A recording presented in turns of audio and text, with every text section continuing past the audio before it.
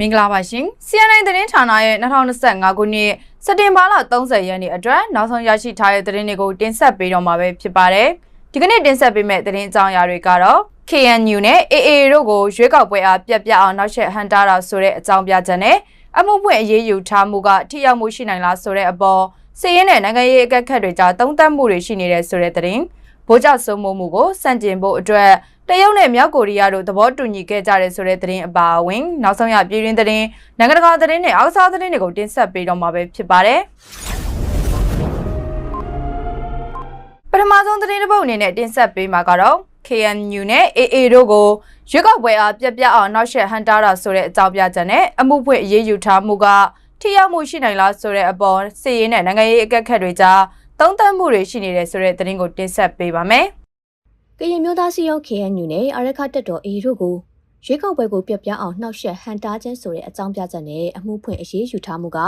ထိရောက်မှုရှိနိုင်လားဆိုတဲ့အပေါ်စီရင်တဲ့နိုင်ငံရေးအကဲခတ်တွေကြားသုံးသပ်မှုတွေရှိနေကြပါတယ်။ဩဂတ်စ်30ရက်မှာရွေးကောက်ပွဲလုပ်ငန်းစဉ်တွေပြတ်ပြားစေဖို့ဟောပြောဆိုတာတွေပြုလုပ်ခဲ့တဲ့ KNU မှာဗဒိုစောကွယ်ထူးဝင်ဗဒိုစောစေကေဗဒိုတာတုံမှုအပါအဝင်17ဦးကိုစက်တင်ဘာ1ရက်က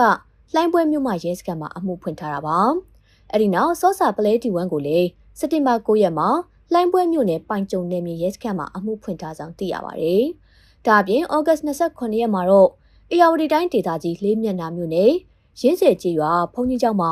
မဲပေးဆက်ဆိုင်ရာအသိပညာပေးတာနဲ့လက်တွေ့စမ်းသပ်မဲပေးတာတွေဆောင်ရွက်နေစဉ်ဒရော့ဘုံတစ်လုံးနဲ့ပြစ်ချတိုက်ခိုက်ခဲ့တဲ့ AA နဲ့ PDF စစ်စစ်ဆဲတို့ကိုစက်တင်ဘာ4ရက်မှာအိုင်တပြူနယ်မြေရဲစခန်းမှာအမှုဖွင့်ထားကြောင်းသိရပါတယ်။အခုလို KNU နဲ့ AA တို့ကိုအမှုဖွင့်အရေးယူမှုပြုလုပ်တာဟာတပြည်နယ်လုံးရဲ့အချုပ်အခြာအာဏာကိုသူတို့ပိုင်ဆိုင်ကြောင်းပြသခြင်းတဲ့ပုံစံဖြစ်ပေမဲ့လည်းတစုံတရာထိရောက်မှုမရှိဘူးလို့တရုတ်မြန်မာအရေးလေ့လာသုံးသပ်သူဒေါက်တာလှကျော်စောက CNN သတင်းဌာနကိုပြောပါတယ်။ကျမပြောပါလားသူတို့ guide ကသူတို့တပြည်လုံးရဲ့အချုပ်အခြာအာဏာကိုသူတို့သာပိုင်နေဆိုတဲ့ guide ပေါ့ညာ။ဗာလဲစစ်ကြေညာတော့ martial law ကြေညာတော့လည်းဝနေတို့မုံလာတို့တော့ဖဲ့ကြေညာသေးတာသူတို့မရောက်တာတော့နှစ်ပေါင်းဘယ်လောက်ရှိနေလဲအဲ့ဒါတော့သူတို့ဖဲ့ကြေညာသေးတာတကယ်တော့